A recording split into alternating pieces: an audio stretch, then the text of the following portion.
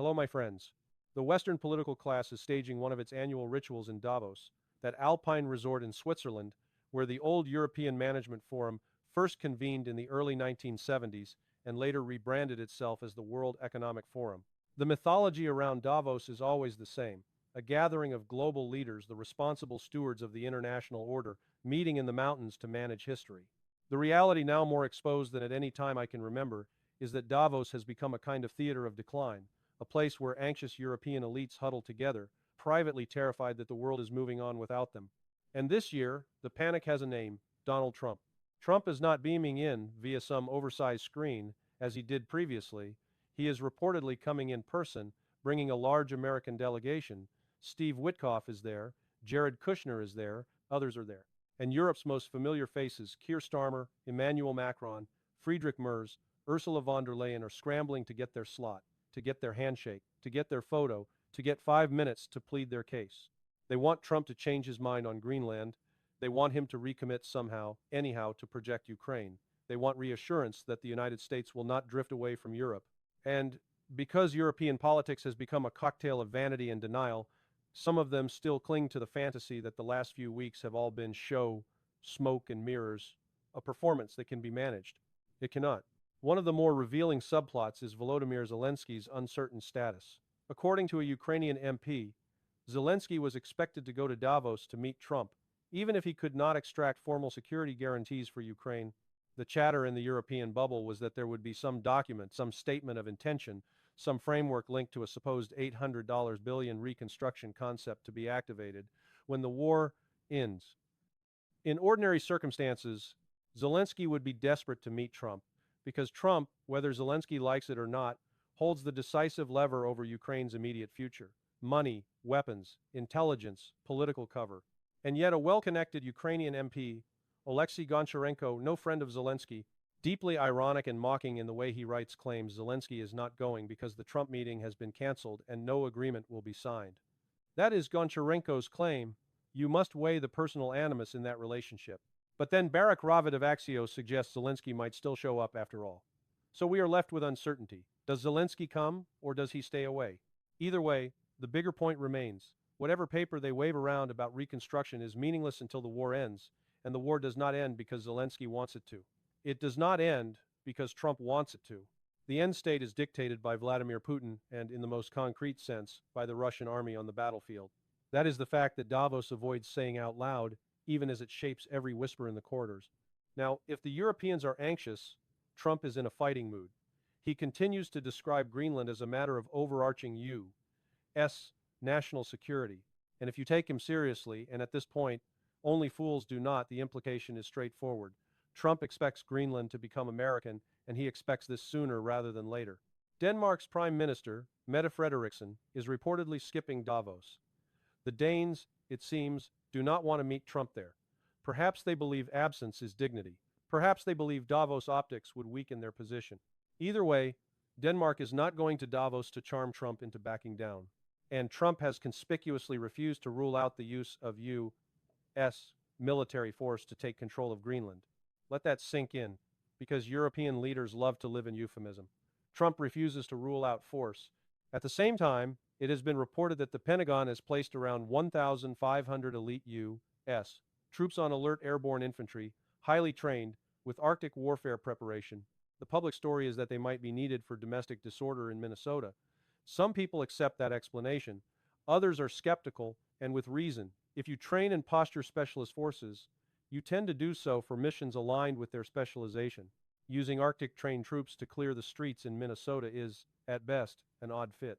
The more plausible explanation is that these troops are being earmarked, at least in planning terms, for Greenland contingencies. Trump still talks about buying Greenland, of course always the transactional framing, always the premise that the price will be dictated from Washington. But even that language is revealing. He speaks as if Danish sovereignty is already negotiable, as if Greenland is already an item on a balance sheet. Now, while Trump pushes Greenland, he is also doing something else. He is deliberately humiliating specific European leaders. This is not incidental. It is part of the method.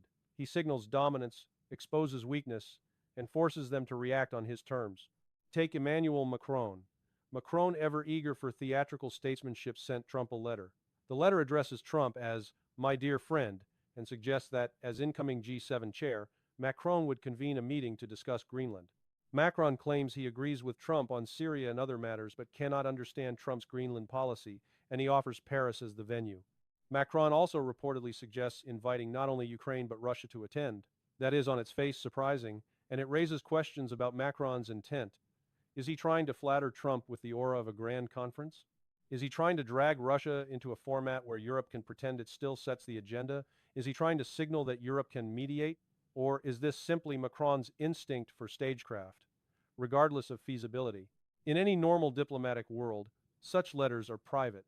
They are exchanged in confidence. Trump made Macron's letter public.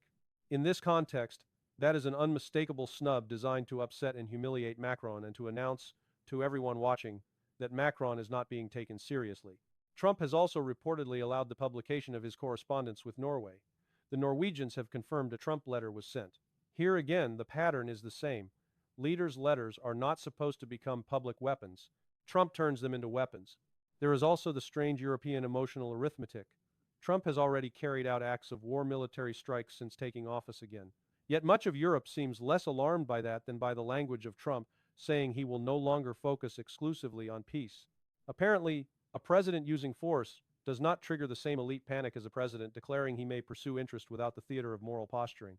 That tells you something about Europe's psychological dependence on American narratives, not merely on American power. Now consider Keir Starmer. Starmer held a press conference that can only be described as an exercise in political evasiveness. He tried to convey mild discomfort with Trump's Greenland posture while refusing to criticize Trump directly.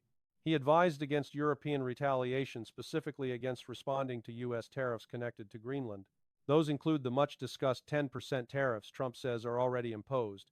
Whether fully implemented is another question, and the threatened 25% tariffs to kick in on 1 June if Greenland has not been handed over by then. Starmer was repeatedly pressed by British journalists. What exactly will you do about Greenland? How will you support Denmark? He talked and said nothing. In my view, Trump had no need to humiliate Starmer. Starmer humiliated himself. British media reaction was brutal. One of the kinder lines, remarkably, from The Guardian's parliamentary correspondent John Crace, was that Starmer sounded like a lawyer informing a client that his appeal against the death sentence had been rejected. Others were harsher. And yet, Starmer's performance still annoyed Trump. Because Trump is not merely watching words, he is watching submission.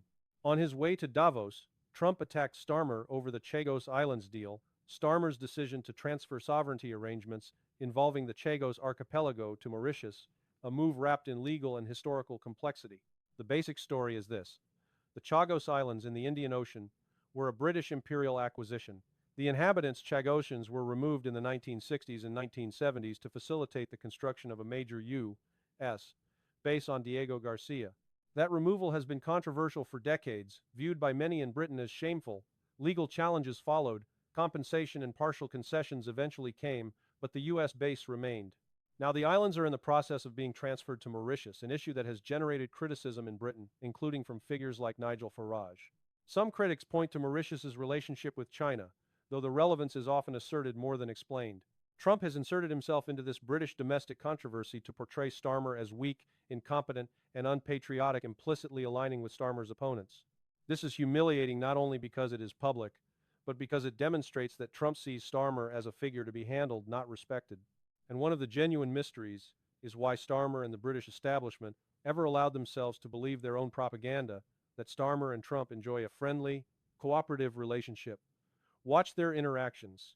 Trump teases him, plays him, extracts what he wants, and offers little in return. And Britain's elites avoid discussing another fact that Trump surely has not forgotten. Before the November 2024 U.S. election, Starmer's camp, including his chief of staff Morgan McSweeney and labor-linked operatives, reportedly sent activists to assist Kamala Harris. The British political class may want to erase that episode. Trump will not. So, yes, the Europeans are gathering in Davos, frantic to meet Trump. The Danes stay away. The Norwegians write letters. Macron writes letters and gets exposed. Starmer mumbles and gets mocked. And through all of this, Trump's position on Greenland does not soften. In Davos itself, Ursula von der Leyen is expected to deliver another grand speech. We will see what it amounts to. My expectation is that there will be pushback, rhetorical, theatrical, carefully calibrated. There will be attempts to persuade Trump to change his mind. But Trump is not going to change his mind. If he pretends to, if he offers concessions, those concessions will prove worthless, because a few weeks later he will be back on the same point again. That is how Trump operates. Pressure, retreat if useful, then return with the pressure doubled. Now, let me make the underlying strategic point, because Europeans prefer personality drama to strategy. Why is Starmer so unwilling to criticize Trump? Because Europe, especially Britain, fears for NATO. They do not want the United States to pull back from NATO. They do not want the NATO system to unravel. And they especially do not want any unraveling at the very moment when Putin and Russia are openly insisting on the need to change Europe's security architecture, reviving the logic of the December 2021 draft treaties that, in effect, demanded a reversal of NATO expansion. In 2021, the Europeans were, if anything, even more implacable than the Americans in rejecting those Russian demands. They would be horrified if Washington now showed any serious interest in revisiting them. And the Greenland dispute introduces a new variable, the possibility less inconceivable now than it was then that a U.S.-Russia understanding on broader security questions could emerge as the U.S.-Europe relationship phrase. But if we are honest, NATO anxiety is not the primary obsession. The primary obsession is Project Ukraine. When I say Project Ukraine, I do not mean Ukraine as a nation, a people, a society. If European leaders truly prioritized Ukraine's population, their policies would look entirely different. They would be working for peace, not prolongation. Notice the near silence from European leaders about the reality of Russia's escalating strikes on Ukrainian cities, strikes that have plunged large areas into darkness, cut heating and electricity in sub-zero winter conditions, and created genuine humanitarian distress. You would expect wall-to-wall European rhetoric about civilian suffering. You do not get it. Part of the reason is embarrassment. The Russian air and missile campaign exposes extreme European weakness. Europe promised air defenses. Europe promised protection. Europe promised patriots, interceptors, layered systems. Europe failed.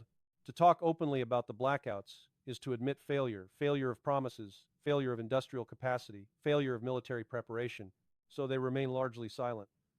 Much of the European media remains strangely muted too, and that silence tells you what they really care about, not Ukrainian welfare, but the geopolitical project of using Ukraine as an instrument to weaken Russia. That project is their obsession. 19 sanctions packages, and now talk of a 20th. If that is not obsession, what is? You sanction in February 2022, it fails to produce the desired collapse. So you do it again and again and again until you reach 20 rounds of self-harm dressed up as resolve. So, yes, Europe's overriding fear is a rift with Washington that would reduce U.S. support for prolonging the war. Contrast Starmer's evasive softness toward Trump with his forthright, confrontational tone toward Russia. That contrast tells you where the true emotional energy is. Greenland is handled with fear. Russia is handled with performative aggression. And do not rule out, as this drama matures, that Europe will try to strike a grotesque bargain. Fine, Trump can have Greenland, but in exchange, he must give Ukraine Article 5 style guarantees in writing. I am not saying Trump currently thinks in those terms. I am saying Europe may offer it, because Europe knows at some level that Greenland is going to be lost. The question becomes, can they trade it for the security guarantee that keeps Project Ukraine alive? Now, let us talk economics. Because the European commentariat talks bravely about tariffs and anti-coercion instruments, but it avoids the real vulnerability. An American publication, Politico, has made the obvious point. In a direct economic confrontation between the United States and Europe, Washington holds a devastating card. It can reduce or stop LNG exports to Europe. Europe now gets roughly a quarter of its gas from the United States. And the key point is not the percentage. The key point is replaceability. When Europe cut itself off from Russian pipeline gas, roughly 40% of supply, Europe compensated partly by deindustrializing, partly by demand destruction, and partly by importing LNG from the U.S. If Europe were cut off from American LNG now, where does it go? The Russians are politically forbidden. Alternative supplies are limited, expensive, and constrained by infrastructure. Europe is in a tighter bind than it admits. Politico's further warning is that, on current trends, Europe could end up importing up to half its gas from the United States in a few years, creating a dependency that is strategically humiliating for Europe and strategically powerful for Washington. And yet European media largely avoids discussing this. Instead, we get fantasies about selling U.S.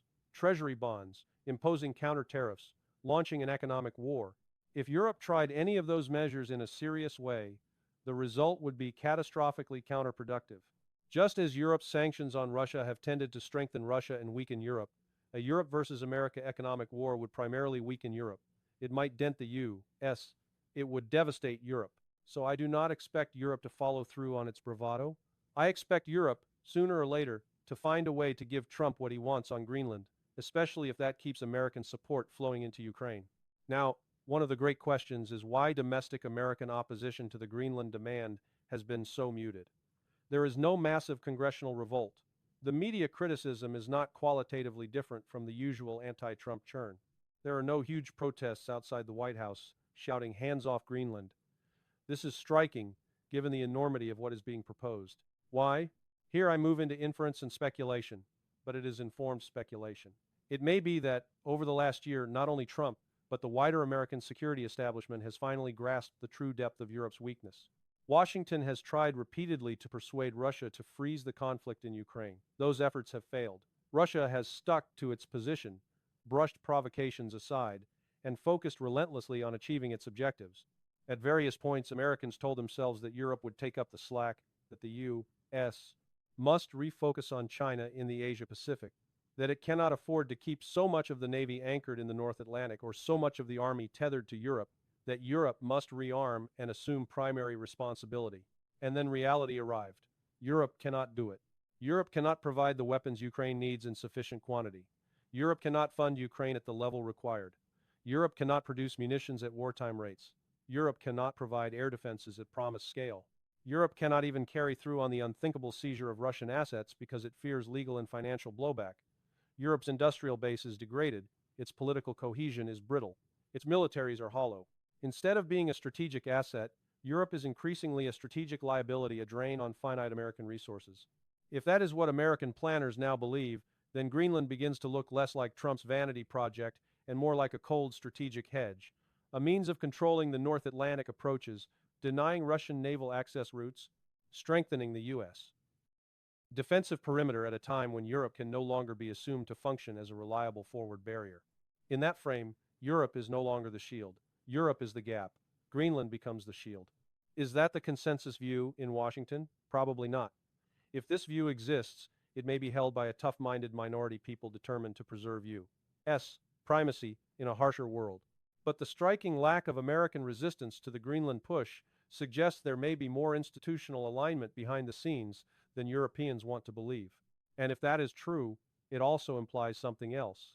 Some Americans may be contemplating a future beyond NATO, a future where NATO is defunct or strategically obsolete because Europeans cannot defend themselves and therefore cannot justify the costs of the alliance. Again, I am not claiming that is the majority view.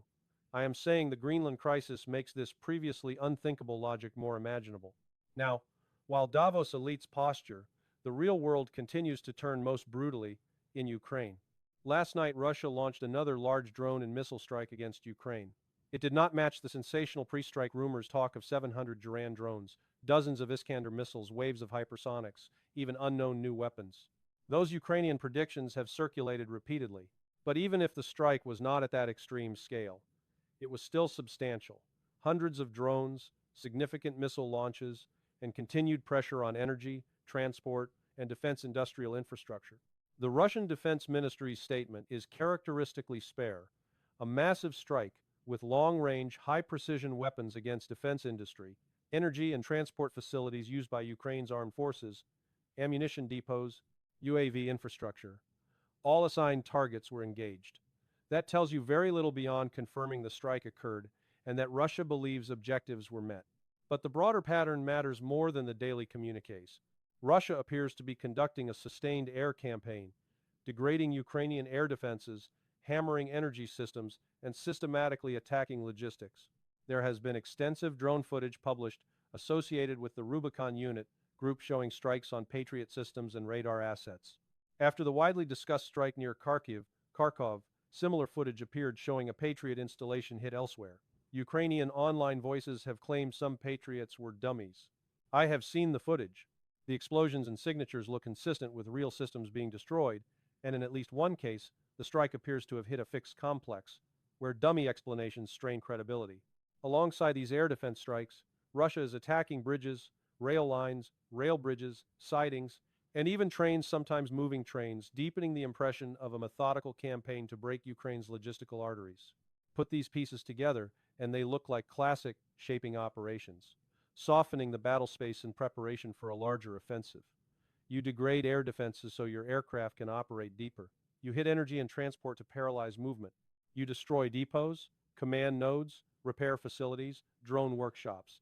This is exactly what a competent military does before attempting a decisive push. Do I know the Russian General Staff's plan? Of course not. They do not brief me. But the pattern is consistent with preparation for a major offensive later this year, potentially a knockout blow. On the ground, Russia continues to pressure in the Pokrov sector, and heavy fighting is reported around Konstantinovka. There are claims reported by Russian outlets that operations have resumed in Zaporizhia direction west of Humiliates Starmer after consolidation, with objectives including smaller towns whose capture could collapse Ukrainian defenses and open routes toward Orikhiv and ultimately Zaporizhia city. Whether every tactical claim is accurate in real time is always uncertain, but the directional logic fits broader Russian operational behavior. There are also reports from the Kherson front, Russian forces using artillery and drones to push Ukrainian units back from the west bank of the Dnieper, denying them the ability to stage on the riverbank and preventing sabotage and reconnaissance groups from operating freely. If Russia is planning a larger spring campaign, securing and shaping the Kherson environment would make sense, particularly if amphibious or cross-river actions are contemplated. Meanwhile, in Kyiv, reports suggest the worst blackout effects are concentrated on the east bank of the Dnieper.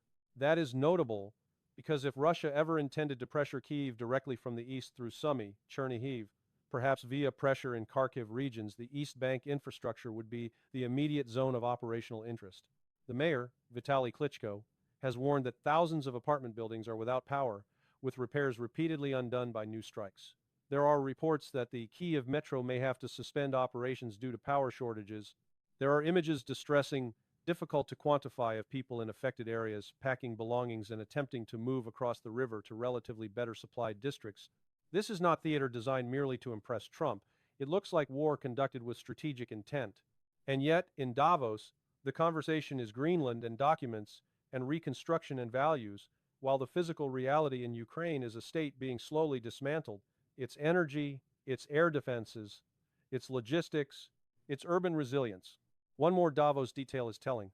Kirill Dmitriev, head of Russia's direct investment fund, is reportedly in Davos. Before February 2022, a figure like Dmitriev would have been a routine Davos presence. His role is to attract foreign investment. The curious question is how he is able to travel through European territory to attend, given sanctions regimes. Perhaps he is not sanctioned. Perhaps carve-outs have been arranged. Perhaps restrictions have softened in practice. But the fact remains, Dmitriev is there, meeting Americans Kushner, Witkoff, and that alone should remind you that, beneath the public moral drama, there is always a private channel of interest and influence. Elsewhere, Syria continues to deteriorate. The U.S. claims it is striking ISIS again. Yes, ISIS, the group everyone was told had been defeated.